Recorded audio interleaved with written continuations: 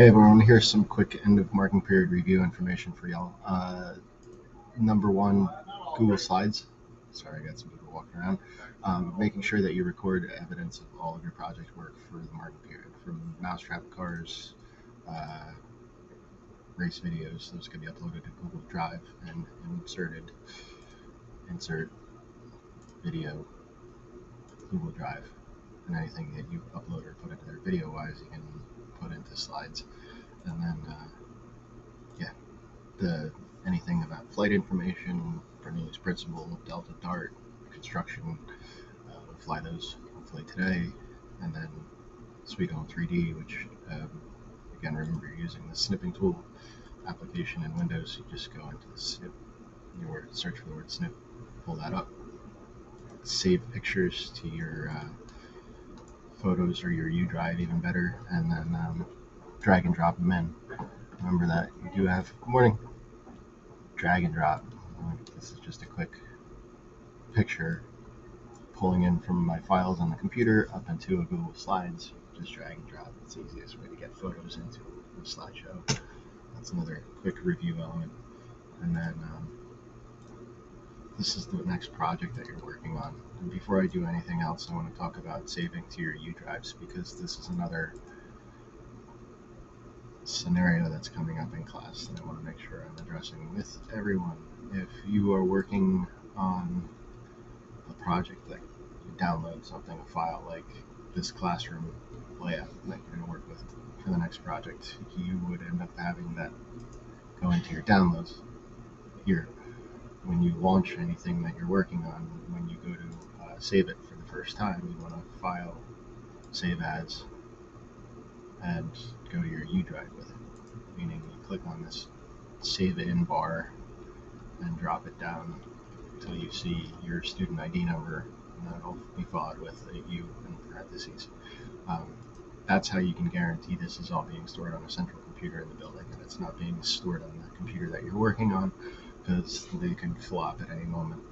These computers are rough, so we've had some go down, and if they have to rebuild the computer, they're going to delete everything that is saved to it. And if you don't save to the server, you might lose your work. So that's important. Anyway, the next project that you're working on, just for a quick speed here, is this. This is my example of my work where I have all of the classroom computers laid out. This is wrong. This has to be adjusted, but then I'm using boxes for just representation. There's a basic box that you're going to use for something like this, where you can just represent these closets that are on this part of the room, so you can start to see the layout. This is where the TV monitor is. This is the back row of computers. Still have to put in another row of computers. There's a lot of work that still needs to get done. I'm showing you guys in a moment here how to do this as fast as it possibly can, and get a clean layout and get everything colored right and measured right and that sort of thing. Okay, so real quick, just before I move on from the classroom itself, you just have to make sure that you're using this specific file. You're right-clicking on it, opening in a new tab, so you can download that file here. When you download it, downloading this thing so many times, it's going to launch here.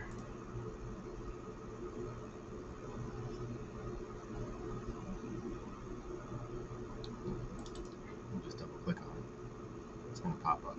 It's popped up here. It's going to look like this. It's preset. It's got the wrong color baseboard trim. Good morning. But it does have the right size table and 4 TV screens that are set up to replicate monitors, because that's just the easiest way we're going to simulate those things. So anyway, the first thing that you're going to do after opening this up is file, save as, go to your U drive with this thing, click here, and where it says your first and last name, you're going to change it to your first and last name. So it's actually best if you start off with period.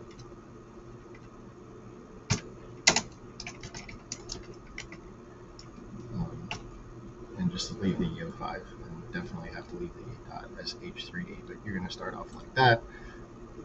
Then the key to this is going to be holding control on the keyboard, zooming in, and understanding the most important, good morning, basic controls is this stuff is not grouped together for you to do is hold the shift button down on the keyboard, select the table and all 4 of those monitors, and you can right click and group those things together.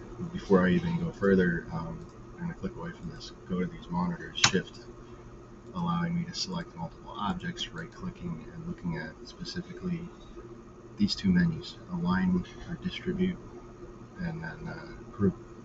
So the alignment, you can align front side, back sides of things, top left, whatever it might be, but that'll snap these things into alignment. And then if they're spaced out, I'm just gonna space this out a little bit more. Good morning. Hold shift, select.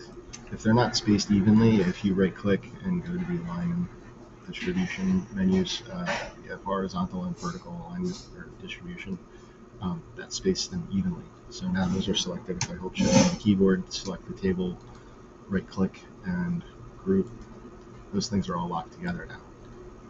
So then I can quickly go, here's where the TV screen is in the corner of the room. I want to copy and paste.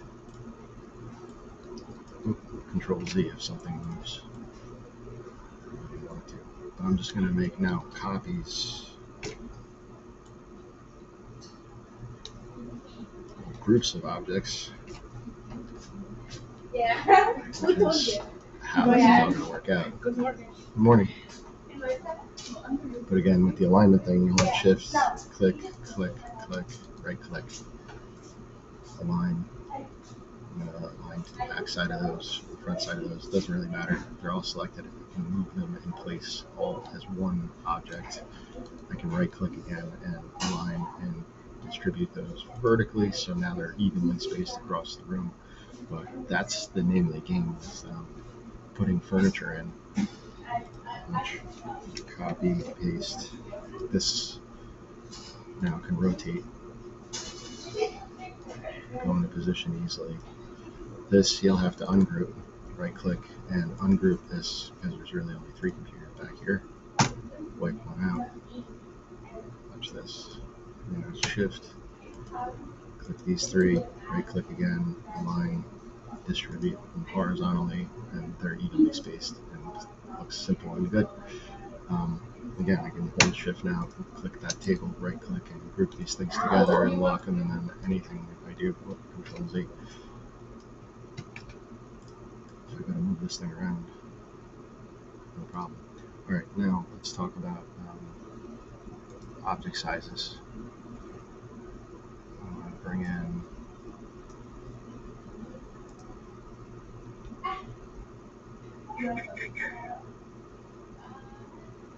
this box, miscellaneous, just so you can see this. It's just a basic, this can represent anything. This can represent the tables in the middle of the room, and this can represent whatever you need to do. But to do that, you're going to modify furniture and go into the exact size. Right now it's 3 foot, a 3 foot long box. You can type in 6, make sure you use the right indicator, and you'll see that it's now going to be exactly 6 feet by 3 feet by 3 feet. If I need to go to height on that, right click, modify furniture. Height on this, I can make this like an 8 foot tall cabinet size thing, and I can go into material or texture. I can put like the wood floor on it to represent just wood in general. And this went in its wrong height. It went in as 8 inches. Modify furniture. It's going to be 8 feet. So that can be a box or cabinet, or anything you want it to be. The furniture in the middle of the room. Mine, if you look close here, my example, I use boxes for this island of tables with the electrical going to it, and then the opening cabinets in the back of the room. You're going to do the same thing with windows and doors. You're going to have to find a window. Right, let's put this over here so you guys can see it. It's going to end up being there. It's their own. It's a double window. So if you're putting in something like a window and it's the wrong size, you're going to click on it, modify it. The height of this, you can turn it to like a 24-inch window. It's now really low. I'm going to right click on it, modify furniture, and go into the elevation. Make this 56 inches tall so you can see. I just boosted that up in the air, so I don't know what the exact heights are. This is going to be like 96. So there's windows against this back wall here, so let's just get rid of this. There's no window on that wall.